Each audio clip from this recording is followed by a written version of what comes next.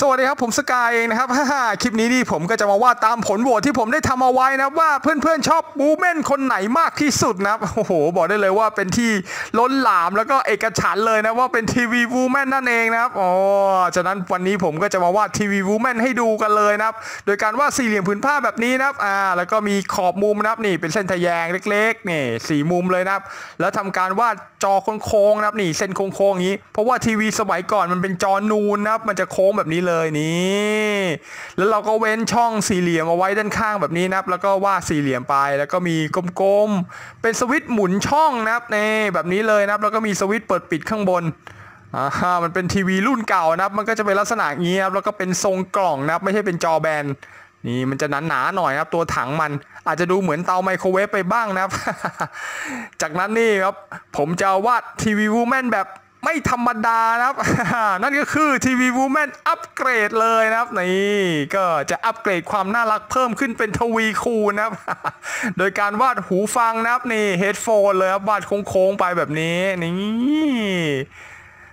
แล้วก็ทวีความน่ารักเพิ่มขึ้นอีกนะครับโดยการวาดหูแมวนี่บอกได้เลยว่าก็อาจจะเป็นไปได้ที่จะยืมสปีกเกอร์วูแมนมาใส่นะครับนี่ให้ทีวีวูแมนได้ใส่เซาเบาบ้างนะครับมันจะได้ดูคึกครื้นดูเก๋ไก่สไลเดอร์นะครับนี่ วาดเป็นทรงกลมนะครับนี่คือลำโพงลำโพงหูแมวเฟี้ยวมากนี่ประมาณนี้นะครับนี่ผมกำลังจะวาดให้มันดูน่ารักนะครับอัปเกรดในความน่ารักเพิ่มเติมนะครับ โอเคจากนั้นเราก็ทำการเติมเสาอากาศนะครับเป็นทีวีรุ่นเก่าก็ต้องมีเสาอากาศนี่ครับมีหนอนปริ้งโอ้โหนี่ครับเพิ่มความน่ารักขึ้นไปอีกนะครับแล้วตรงนี้ก็จะเป็นฐานคอแค่นี้เราก็ได้หัวของทีวีวูแมนละจากนั้นแล้วนี่ก็คืออนาโตมีอนาถานะครับเส้นตรงกลางคือเส้นบาลานซ์นะครับจากนั้นล่างลงมาครับเส้นล่างสุดคือเส้นสะโพกเส้นตรงแนวนอนนั่นก็คือเส้นเอวนะครับแล้วนี่คือกางเกงในแล้วก็ตามไปด้วยกลมๆ2ลูกภูเขาไฟครับนี่คือหน้าอกนะครับ นี่จากนั้นเราก็ทำการวาดขาท่อนบนนี่ประมาณนี้ผมจะวาดให้มันแบบหนีบขึ้นมาหน่อยนะหนีบแบบนี้เลยนะเอาเข่าชนกันมันจะได้ดูน่ารักนี่ท่าโคตรน่ารักครับ ถ้าน่ารักสำหรับผมนี่คือถ้าหากินแล้วเลยคือเอาหัวเข่าชนกันนะแบบนี้เลยแล้วก็วาดมือไปครับนี่คือการร่างอนาโตมีแบบอนาถาแบบคร่าวๆนะครับซึ่งเป็นอะไรที่เพื่อนๆจะต้องฝึกให้ชำนาญนะบอกได้เลยถึงแม้ว่าผมจะวาดรายละเอียดแบบลวกๆไม่ค่อยสวยเท่าไหร่นะครับแต่บอกได้เลยว่าสิ่งที่ผมฝึกทั้งหมดในช่องก็คือผมเน้นเรื่องสัดส่วนนะครับเน้นเรื่องโครงร่างมากกว่านะครับวาดยังไงให้โครงร่างมันดูดีที่สุดนะครับถึงแม้เส้นเราจะสั่นหรือรายละเอียดเราจะไม่สวยหรือเติมผิดพลาดช่างมันนะครับแต่ว่าสิ่งที่ผมต้องการเน้นๆก็คือหน้าตาจะต้องดูดีแล้วก็สัดส่วนเป็นอันดับ2นะครับที่จะต้องวาดให้มันดูแบบไม่เพี้ยนหรือไม่พิการนะครับ และนี่ก็คือการเติมรายละเอียดนะครับนี่ก็เป็นการเติมรายละเอียดของพวกเสื้อผ้าไปนะครับมีปกเสื้อมีคอเสื้อนี่ครับแล้วนี่ก็ส่วนช่วงหน้าอกนะครับประมาณนี้เลยครับตุ้มๆเลยครับจะได้ดูเซ็กซี่น่ารักครับ นี่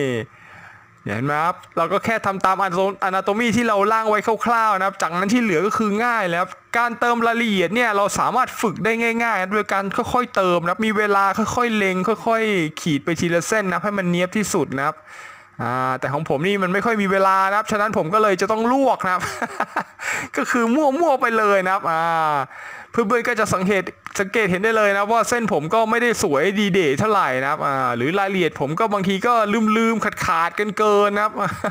บางทีก็วาดเบี้ยวไปเบี้ยวมานะครับอย่าใส่ใจนะครับแต่สิ่งที่ผมฝึกวาดทั้งหมดในช่องนี่ผมพยายามจะทำให้สัดส่วนมันดูดีนะพูดง่ายๆคือถึงแม้รายละเอียดจะไม่สวยอาจจะมีเส้นสั่นไปบ้างอาจจะมีวาดผิดพลาดแต่ว่าดูโดยรวมแล้วมันจะต้องดูดีนะครับนี่ผมก็พยายามฝึกในการวาดถึงแม้ว่าเราจะวาดได้ไม่ค่อยสวยนะครับแต่ว่าเวลาวาดออกมาแล้วโดยรวมจะต้องดูดีนะครับดูดีมีเสน่ห์ครับนี่คือรายละเอียดของกระเป๋าก็ตรงกระโปรงนะครับแบบนี้เลยครับไอ้พวกรายละเอียดพวกนี้เราสามารถฝึกได้นะครับใช้ความชำนาญนะครับยิ่งวาดบ่อยๆเราก็ยิ่งเริ่ม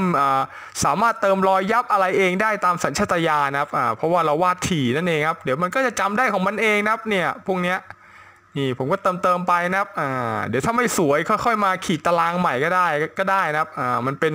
ลายชุดของทีวีวูแมนนะครับแบบนี้เลยครึ่งหนึ่งจะเป็นตารางตะข่ายแบบนี้เลยนะครับนี่ขีดไปนะครับเหมือนกับตารางมาคอสเป็นแนวทะแยงหน่อยนะครับจะได้ดูสวยๆเนี่ยครึ่งหนึ่งนี่ประมาณนี้นี่เติมรอยยับไปนะครับไอ้ที่เติมรอยยับนี่คือผมก็เติมมั่วนะครับเติมตามสัญชาตญาณ นี่แล้วนี่ก็สะโพกแล้วก็เป็นน่องนะครับนี่น่องก็ต้องเรียวแบบนี้นะครับจะได้เซ็กซี่เนี่ยมันต้องเป็นอย่างนี้นะครับฝึกวาดตามผมบ่อยๆเนี่ยสิ่งที่ได้แน่ๆคือสัดส่วนที่ดูดีพอระดับหนึ่งนะครับอาจจะไม่ได้ระดับแบบสุดยอดนะแต่อย่างน้อยก็พอดูได้นะครับ นี่ผมพยายามจะวาดให้มันดูง่ายๆไม่ยากนะครับนี่ขีดลงมาแล้วเห็นไหมครับผมก็แค่ร่างตามอนาโตมีที่ผมขีดมั่วๆไว้ตอนแรกเองนะครับวาดทับอีกชั้นหนึ่งแล้วก็เติมใส่เสื้อผ้าไปประมาณนี้เลยนะครับนี่หากเพื่อนๆทำตามผมได้อย่างชำนาญแล้วก็จะวาดได้อย่างน้อยก็ระดับผมเลยนะครับ นี่การฝึกวาดสัดส่วนให้เป็นเร็วหลังจากหน้าตาแล้วเนี่ยมันจะทำให้เพื่อนๆวาดรูปได้ต่างๆได้รวดเร็วนะครับไม่ต้องไปฝึกอย่างอื่นเลยนะครับฝึกโครงร่างให้ได้ก่อนเลยนะครับนี่ผมก็ฝึกวาดเต็มตัวมาตลอดเลยนะครับทำให้ผมสามารถวาดท่าทางได้หลากหลายนั่นเองนี่ผมก็วาดตามใจฉันเลยนะครับ แล้วนี่ครับสิ่งที่จะแตกต่างจากทีวีธรรมดานะครับทีวีวูแมนธรรมดานั่นก็คือนี่มีจอตรงนี้ด้วย ผมค่อนข้างจะชอบแบบจอฟันเนลแบบนี้เลยนะครับนี่ฉะนั้นไอ้นี่ก็เป็นทีวีวูแมนแบบอัปเกรดนะครับอัปเกรดมีจอเพิ่มนั่นเองครับแล้วก็ใส่หูฟังนิดนึงก็หลักๆก็ประมาณนี้นะครับชุดก็อาจจะต่างจากแบบแรกนิดๆหน่อยๆพอนะครับ เดี๋ยวห่างเยอะเดี๋ยวมันจะหลุดโลกนะครับ นี่ผมชอบให้มันมีจอหลายๆจอครับนี่มันจะดูแล้วแบบอลังการงานสร้างดีนี่ครับวาดจอก็ฝึกวาดโทรทัศน์ไปนะครับวาดทีวีมีจอมีเสาอากาศนี่ตรงนี้คือเป็นร่องของของลำโพงนะครับลำโพงทีวีแล้วก็มีสายเชื่อมครับเป็นสาย USB เชื่อม โคตรเฟี้ยวนี่ประมาณนี้เลยนะครับแล้วก็วาดจอผมจะวาดแค่ประมาณ4จอพอนะครับนี่แค่นี้ก็น่ารักเกินแล้วครับโอเคประมาณนี้ครับ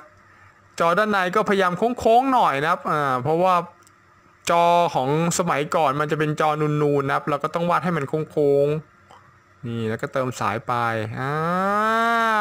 นี่เนี่ยพอเราสามารถร่างโครงได้เราก็สามารถวาดท่าทางตามใจที่เราอยากได้นะครับนี่ผมก็วาดให้มันโบกไม้โบกมือนะครับจะได้น่ารัก แล้วหัวเข่าก็บิดเข้ามานะครับบอกได้เลยว่าก็ท่านี้ก็หาที่ไหนไม่ได้นะเพราะว่าผมก็เมคขึ้นมาเองเลยนะครับ แล้วแต่ความชอบเลยนะครับนี่แล้วก็เติมตาไปนะครับนี่ตาของทีวีวูแมนนี่ประมาณนี้เติม4จอไปเลยนี่โอ้โหมุ้งมิ้งมากเลยอะโอ้โหนี่สุดท้ายแล้วตรงนี้ผมขอวาดแบบประมาณนี้ดีกว่ายิ้มโอ้โหแม่คุณน่ารักจริงๆ โอ้โหอย่างสวยทีวีวูแมนมีเสน่ห์ด้วยแสงสีแดงเรดเท่านั้นเคลือบหน้าจอด้วยฮอตพิงค์ร้อนแรงแบบเร่าร้อนลำโพงมุ้งมิ้งหวานเหมือนเลมอนเยลโล่ที่คาดเฮดโฟนเสริมพิงยิ่งฟุ้งฟริงชุดสวยน่ารักแอปแบลด้วยสีไวโอเลตถึงจะไม่มีดวงตะวันฉายแสงโชว์หินปูนให้แสบตายังไงเราก็ต้องเว้นแสงเขาอยู่ดีเพราะเราต้องประหยัดสีมันเป็นสูตรลับของช่องสกายอย่าเผลอไปบอกใครต่อล่ะอายเขาแล้วละเลงโชว์วอร์มเกรให้ทั่วอย่างนิ่มนวลทับเรดบาวอีกเลเยอร์จะยิ่งน่ารักอย่างเหลือเชื่อไล่เฉดสีดำปิดจ็อบความงามจะยิ่งบันเจิดทีวีวูแมนไอเลิฟยู